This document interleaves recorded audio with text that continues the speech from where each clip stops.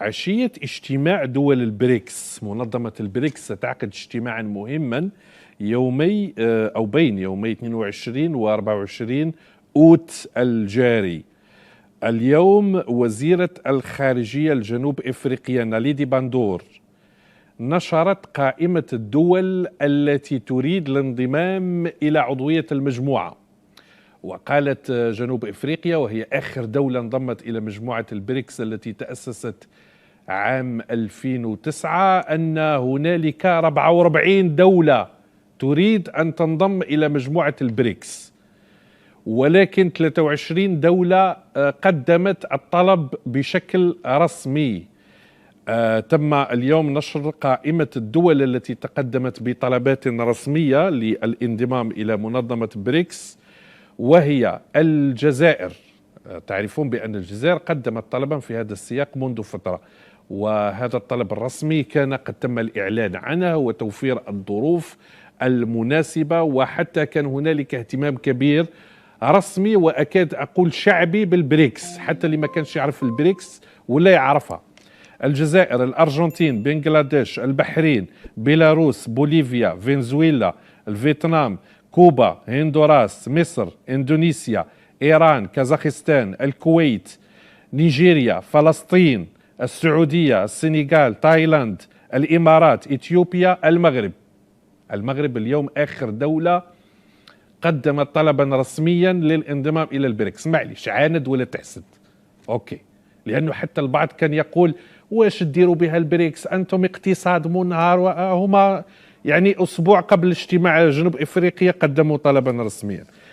فوزيرة خارجية جنوب إفريقيا اليوم نشرت قائمة الدول المعنية بتقديم هذا الطلب الرسمي، وقالت الوزيرة في مؤتمر صحفي عن جدول أعمال هذا الاجتماع: سيبحث زعماء بلدان بريكس أثناء القمة مسألة توسيع المنظمة. يعني نقطة أساسية هي توسيع المنظمة، رغم أن الاجتماع الأخير يعني لو تذكرون وزير جنوب إفريقيا مع بقية وزراء الدول التي تمثل البريكس قالوا بأنهم لم يتفقوا على المعايير النهائية لقبول العضوية، وسيرفعون تقريرا بهذا الشأن إلى اجتماع القمة الذي سيكون هذا الأسبوع أو الأسبوع القادم.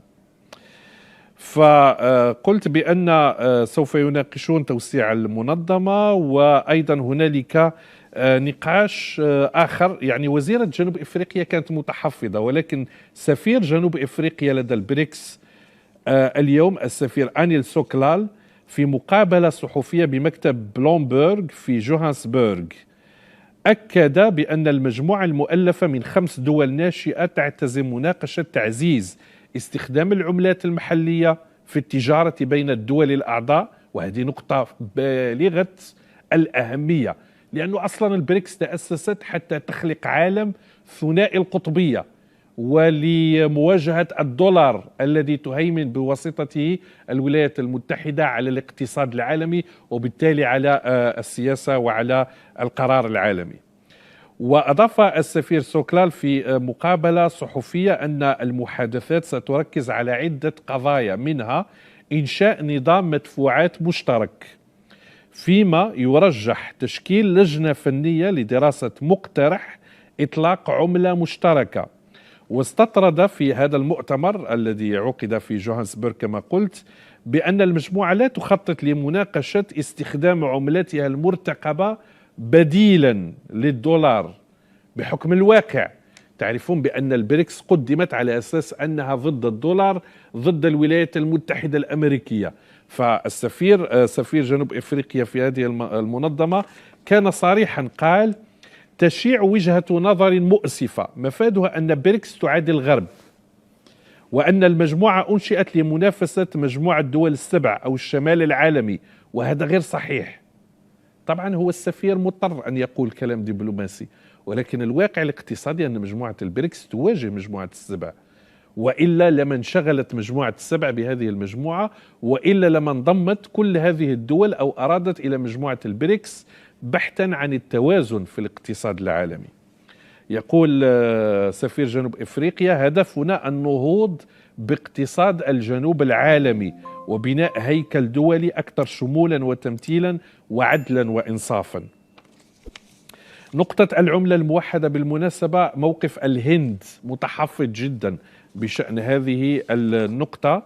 أذكركم بأن البريكس هي مساحتها تشكل ربع مساحة اليابسة في كوكب الأرض، عدد سكانها يقارب 40% من سكان الأرض، تمتلك 25% من الناتج المحلي الإجمالي العالمي، ومن المتوقع بحلول عام 2050 أن تنافس اقتصادات هذه الدول اقتصاد أغنى الدول في العالم حاليا حسب التقارير الدولية المنشورة عن هذه المنظمة.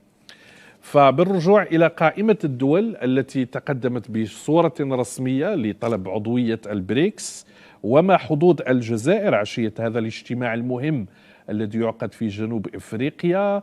أيضا الجزائر قدمت إسهاما ماليا مهما للبنك الذي تمتلكه المجموعة، وكان الرئيس الجزائري قد صرح في آخر خرجاته الإعلامية بأن الجزائر قطعت خطوات كبيرة جدا في الانضمام ولو كملاحظ إلى هذه المجموعة، وتحوز على موافقة 3 دول من مجموع 5، مع انتظار طبعا نتيجة الاجتماع الذي سيكون في